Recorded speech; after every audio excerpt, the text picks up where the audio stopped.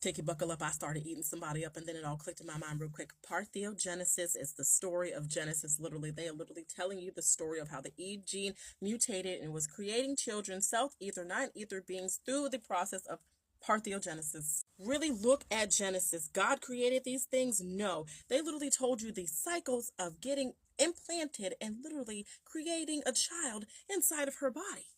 I can't do it today. Think about it. The seventh day, the Sabbath day, they're talking about a menstrual cycle. They're literally talking about from ovulation, the sun, the circling, the going around. That's a full circle of ovulation. And then if you think about it, all the calendars and the 28 days that connect to our cycles, 13 freaking spots on a turtle. The Bible is literally a story about women going through parthenogenesis and what they did and how they sacrificed the sons and the daughters, which is how they put the bronze feet on the cross. The cross, Jesus wasn't one person, or even a man at that.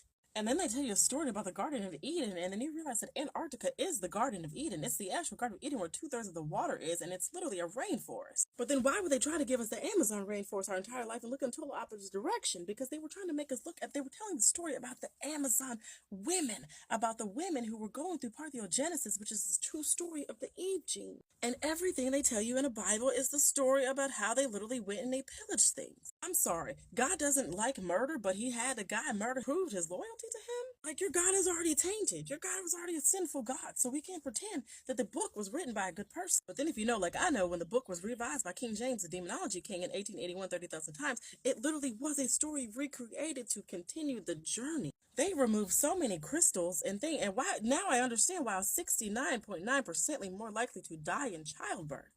I'm going to say it sound weird. If black women are able to literally tap into their pineal gland, the crystal drip every month and charge themselves with crystals and gems and everything they mark taboo, we'll be able to heal ourselves. I'll say it out loud. Parthenogenesis is real. Stingrays and sharks do it. If bells are capable of healing an entire town from one ring, and energy literally, Tesla told you energy can be transferred through the air. So if you can hone that energy and charge melanin, what can melanin actually do? Oh my gosh, I gotta go, Tiki. But yeah, you can't argue with me today.